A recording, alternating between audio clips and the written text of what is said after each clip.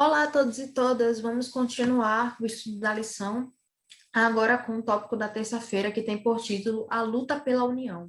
É interessante esse título porque nós vemos que a união ela não veio de forma orgânica, ou seja, ela não veio de forma tranquila e pacífica. Pelo que dá a entender, nós vamos estudar mais a fundo, mas para que a união fosse alcançada, as pessoas que estavam ali envolvidas, elas tiveram de lutar por essa união. Que interessante, não é? Mas vamos ver como isso se deu dentro do contexto.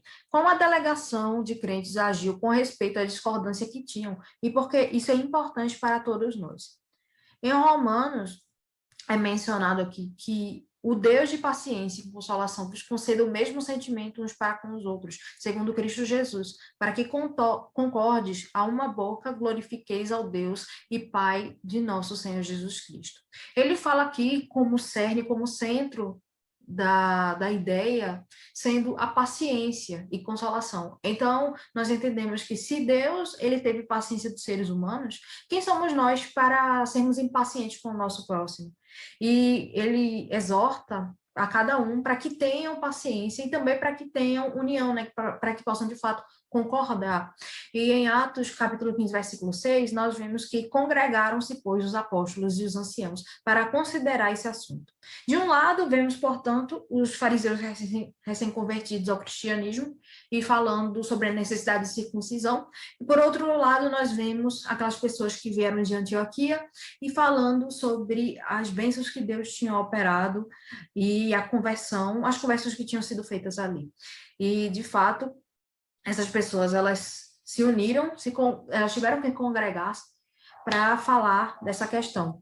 E, lendo também Testemunhas para a Igreja, volume 5, nós vemos que o Senhor nos dá instruções definidas e inconfundíveis mediante a palavra, por cuja obediência podemos preservar a união e a harmonia da igreja. Irmãos e irmãs, vocês têm dado ouvidos a essas determinações inspiradas? Têm sido leitores da Bíblia e praticantes da palavra? Têm se esforçado para cumprir a oração de Cristo, da que seus seguidores sejam um?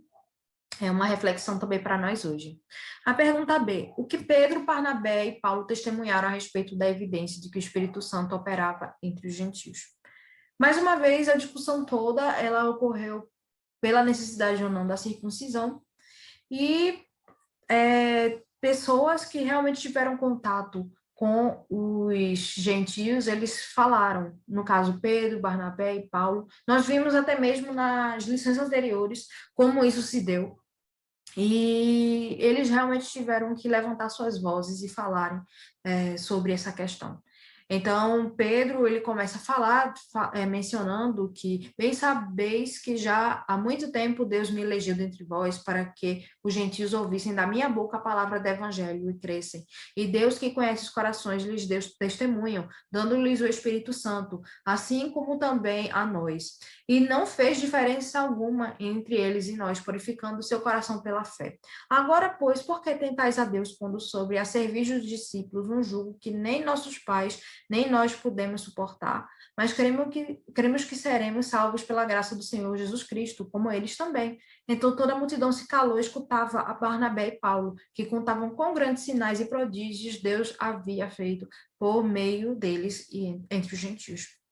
De fato, a ideia era de que, inclusive Pedro, por exemplo, ele tinha esse preconceito anteriormente, nós vimos em lições anteriores, com relação à diferença entre os judeus e os gentios. Porém, a experiência que ele teve com Cornélio, por exemplo, as visões que ele teve e o contato que ele acabou tendo também com os judeus, quebrou esses preconceitos e ele viu o Espírito Santo sendo derramado para aquelas pessoas e percebeu, de fato, que Deus não faz exceção de pessoas e que o que tinha sido colocado ali foi uma forma de possibilitar que essas pessoas, elas não dependessem da circuncisão, elas não dependessem de seguir os ritos dos judeus, mas que eles fossem modificados e moldados conforme a graça de Cristo. Eu achei muito bonito isso, quando ele fala que realmente o que vai salvar e o que salva é a misericórdia e a graça de Cristo. E aqui na nota, só para comentar um pouco, cada alma salva na antiga dispensação foi tão verdadeiramente salva por Cristo como somos salvos por Ele hoje. É uma promessa muito bonita e que devemos guardar dentro de nós também. Na pergunta C, cite um fator que representou um verdadeiro desafio à conquista da total harmonia entre judeus e gentios convertidos. Em Romanos é comentado que sigamos, pois, as coisas que servem para a paz e para a edificação de uns para com os outros. Não destruas por causa da comida a obra de Deus. É verdade que tudo é limpo, mas mal vai para o homem que come com escândalo. Bom é não comer carne, nem beber vinho, nem fazer outras coisas em que teu irmão tropece, ou se escandalize, ou se enfraqueça. Um desafio, portanto, que nós vemos é a diferença de visão e de comportamento.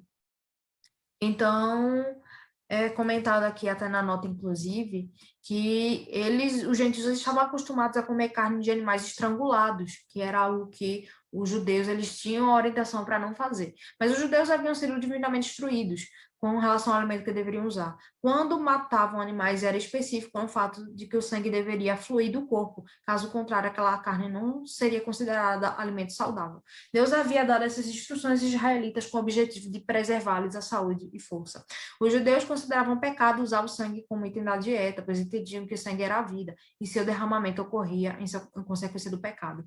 Já os gentios, eles costumavam recolher o sangue que escorria da vítima do sacrifício para bebê-lo ou usá-lo no preparo da comida. Os judeus não podiam mudar os costumes que vinham observando por tanto tempo e que adotaram sob a direção especial do Senhor. Portanto, do modo como as coisas estavam na época, se as duas classes se sentassem para comer na mesma mesa, os judeus ficariam chocados e indignados com os hábitos e maneiras dos gentios. É até às vezes um impasse que vemos hoje, né? Às vezes nós vamos para outros lugares, vemos irmãos que se comportam e se alimentam às vezes até de uma forma um pouco diferente de nós, o que gera às vezes um desconforto e uma confusão. E foi algo que naquela época foi visto de forma bastante elevada, porque como é dito aqui, Ellen White ela explicou muito bem o que tinha acontecido, como os judeus eles viam a visão da carne e do sangue e como os gentios eles se alimentavam de forma diferente. E que, de fato, havia um escândalo caso eles se alimentassem juntos.